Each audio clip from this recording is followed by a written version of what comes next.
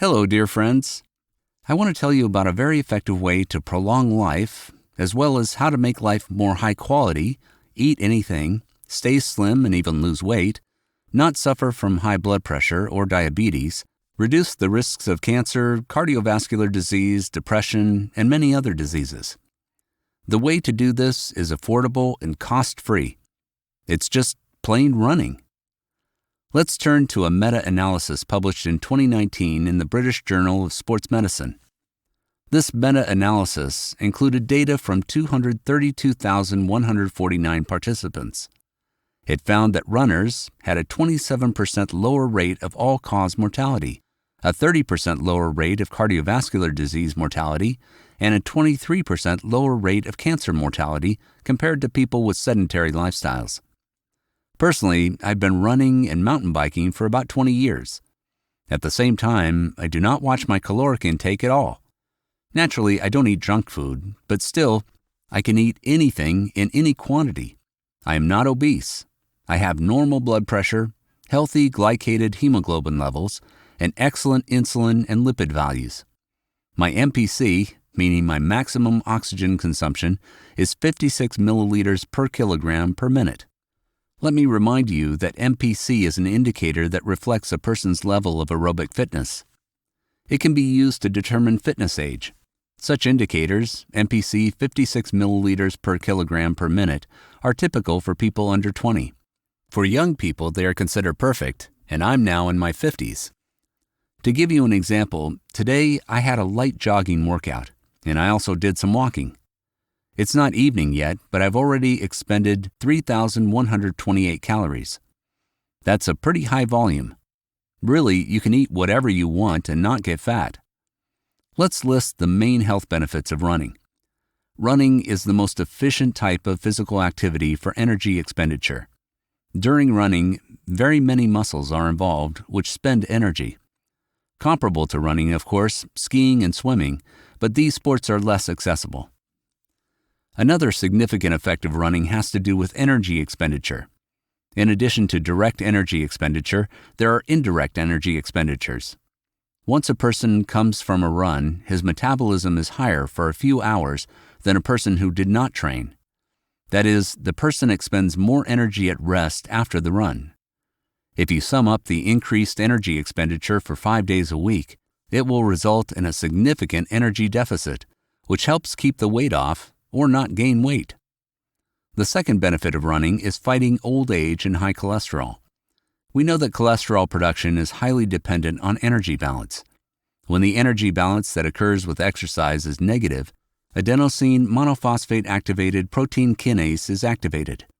It is a crucial regulator of cell energy supply, which, on the one hand, turns off cholesterol synthesis and, on the other hand, stimulates autophagy processes. The third important property of running is to increase the sensitivity of peripheral tissues to insulin. Decreased insulin sensitivity leads to obesity and type 2 diabetes mellitus. The pancreas produces insulin to maintain optimal blood glucose concentration. In people with an impaired metabolism, a lot of insulin is generated to keep glucose levels within physiologic limits. High insulin levels lead to various problems, excessive body aging, and oncogenesis. Running allows you to make do with low insulin doses, meaning the human body becomes sensitive to minimal insulin concentrations.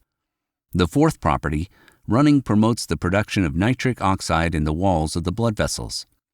Nitric oxide has a relaxing effect on the vascular wall.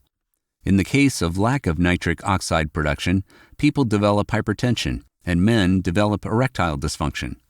During running, an enzyme called NO synthase is activated. Thus, running has a protective effect on the cardiovascular system. The production of nitric oxide is essential for the regulation of blood pressure. Therefore, running is the number one means of controlling hypertension. Conduct such an experiment.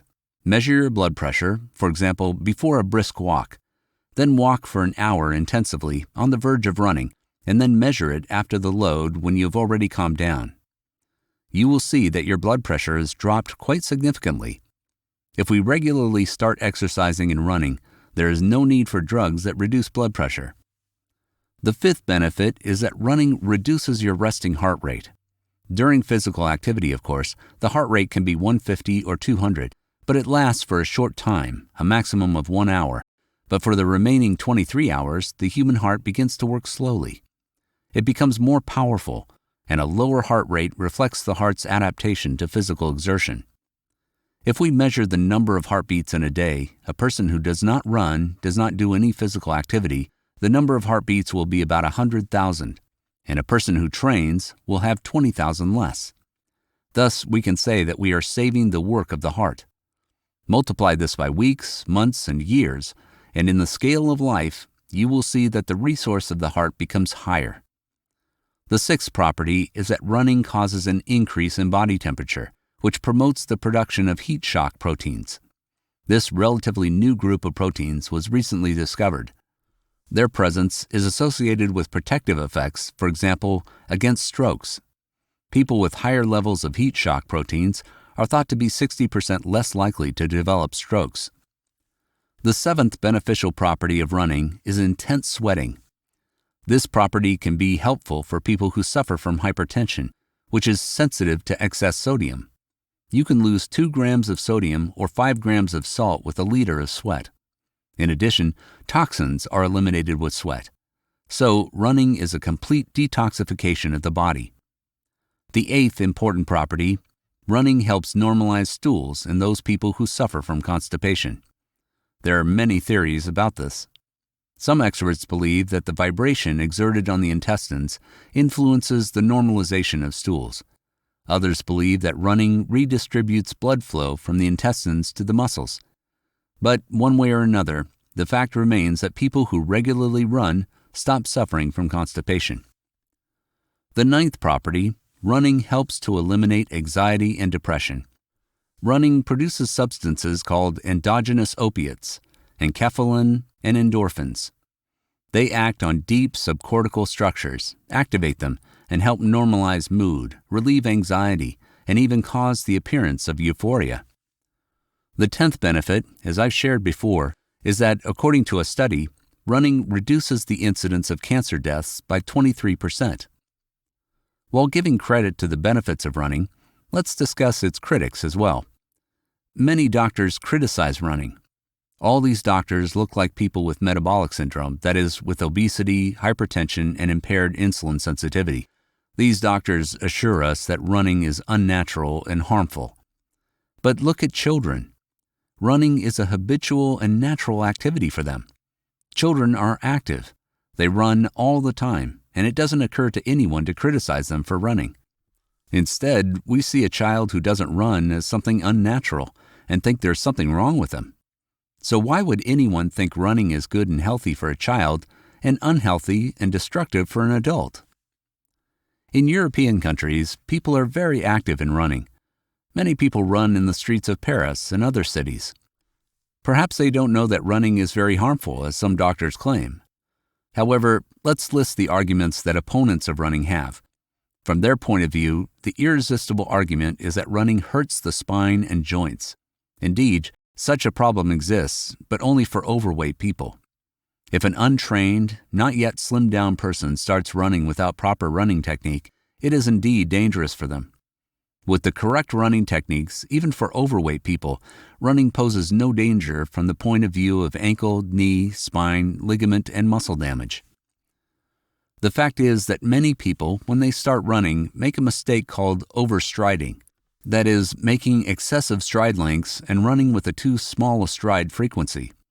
For example, if someone takes 140 to 150 steps per minute, it leads to a prolonged flight phase and, therefore, a higher heel or toe landing force.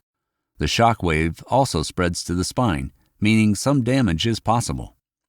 Leveling this disadvantage of running is very simple. It is necessary to observe a high cadence, in other words, the frequency of steps per minute. To avoid damaging the joints, you need to run with a frequency of 180 steps per minute. For this purpose, special exercises are done. If you learn a fast cadence, the load on the joints is minimal and the foot becomes in the position necessary for proper running technique. Naturally, no injuries will occur whether you're running on a dirt surface or asphalt. The second myth about running, cultivated as a contraindication, is that running causes damage to the heart and blood vessels. But first, we consider healthy running for people who are not professional athletes, which is always running up to 1 hour with low intensity.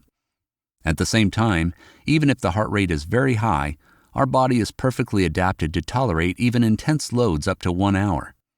If you run no more than 1 hour a day, then there will be no negative side effects due to oxidative stress, which is also mentioned by opponents of running. The third myth about running is the so-called running to heart attack. There are stories of a person running a marathon and dropping dead. Such cases do happen several times a year in the world. In fact, these people had some heart disease that was overlooked. They were organic heart disease, arrhythmias, or pulmonary embolisms. At any rate, these were underscreened people. The chances that a healthy person who trains not for athletic achievement but for himself will fall over dead and suddenly die are nil.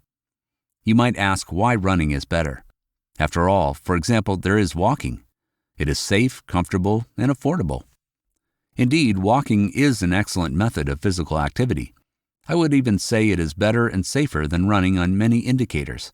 But to get a good effect from walking, you need 2 conditions. The first condition is that you need to walk fast. Walking should be walking on the verge of running, very intense, at a speed of 6 to 7 kilometers per hour to bring a tangible effect. Walking should be so that it almost knocks down breathing. Such walking will be effective. To reduce blood pressure, normalize cholesterol, or spend the right amount of calories, you should walk from an hour to an hour and a half a day, or even longer. Of course, for those people for whom diseases of the musculoskeletal system or excess weight do not yet allow you to run, walking is the best option. But still, per unit of time, running is more effective. A great alternative to running is bicycling, but it is a more costly method. You will need a decent bike to enjoy your workout. You need to have a good uniform, cycling shoes, and a helmet, not to mention that you need conditions for riding. You can ride in the city traffic, but it is fraught with serious car accidents, injuries, and even death, and to go riding somewhere outside the city, you need to spend time. The chance of falls and injuries is pretty high, and bicycling injuries include broken collarbones, ribs, necks, and spines. It is a traumatizing sport. Skiing is a perfect alternative to running, but this sport requires winter and snow, and winters are not snowy everywhere. It also requires expensive equipment, clothing, and a trip to a ski resort. In any case, this sport is almost more costly than running. Swimming is an excellent sport and a great alternative to running. All muscle groups work. There is no load on the back and the joints, the lungs work, and the energy expenditure is high. But for all these advantages to manifest themselves, you need to be able to swim correctly, technically, and preferably crawl for 1 hour. To learn to swim, you need to study with a coach. It takes a lot of time and money. Visiting a swimming pool is a costly activity. Strength training in the gym is a great idea. It is required at least 2 times a week. But the purpose of strength training is different, to maintain muscle weight and to speed up metabolism. During strength training, the heart undergoes a very different load from running, and this load can hardly be called helpful. The work of the heart is different with aerobic exercise and strength training. Strength training will never replace running, based on its cardiovascular benefits, lowering blood pressure, and fighting cholesterol, high sugar, and insulin levels. For these purposes, strength exercise is not as good as running. Thus, running is the most accessible, cheapest, and most popular form of exercise. It is a time-tested alternative to all physical activities. Running is the cheapest sport because it requires ordinary sneakers. You can run wherever, whenever, and for as long as you want. The only possible obstacle is ice or impassable snow. In this case, treadmills come to the rescue as a temporary option. But better to exercise in the fresh air, and the load on the legs is completely different. It is ideal to work out on dirt roads or grass. With the correct running technique, the chance of injury is minimal. The amount of training can vary depending on the goals we set for ourselves. If you want to maintain muscle mass or even improve it, you can do sprints and reduce the number of training sessions to 90 minutes per week. If, on the contrary, you want to burn fat and lower blood pressure, you need long runs with low heart rate and low intensity. Depending on your goals and objectives, you can combine different running exercises. Thank you so much for listening to the end. I hope many of you will wear sneakers and start trying yourselves as runners. Always for you, Dr. Popmed.